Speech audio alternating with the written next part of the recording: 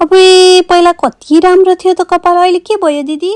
अस्ति एकजना प्यारो बहिनीले यस्तो भनेपछि मलाई के भयो भयो नि, अब कसरी भन्नु मैले बहिनीलाई।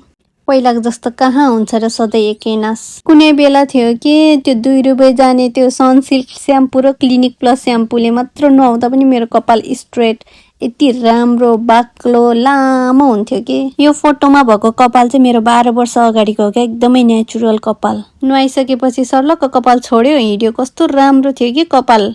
अनि अहिले त नुहाइसकेपछि त्यो घोडाको पुच्छर हो कि मकैको जुङ्गा हो कि मेरो आफ्नै कपाल हो, मलाई छुट्याउनै गाह्रो हुन्छ। यो जुङरुङ्ग परेको कपाललाई अलि भए पनि राम्रो त बनाउनै पर्यो, त्यही भएर हेयर मास्क लगाएको। त्यो कानको टप चाहिँ मेरो प्यारो साथीले दिएको है मलाई। मैले चाहिँ हेयर मास्क आधा घन्टा जति राखेको थियो, आधा घन्टा जति राखेर नुहाएर आएँ। अब कस्तो हुन्छ हेरौँ है। मलाई थाहा छ 10-12 वर्ष अगाडि जस्तो कपाल थियो अब मेरो त्यस्तै कपाल हुँदैन भनेर। अनि अहिले जस्तो छ 10-12 वर्षपछि यस्तो पनि रहँदैन। सधैँ कहाँ एकै नास हुन्छ र, न त कपाल न त हाम्रो जिन्दगी नै। अहिले जे छ जस्तो छ त्यसमै रमाउनु पर्छ, मलाई चाहिँ त्यस्तो लाग्छ।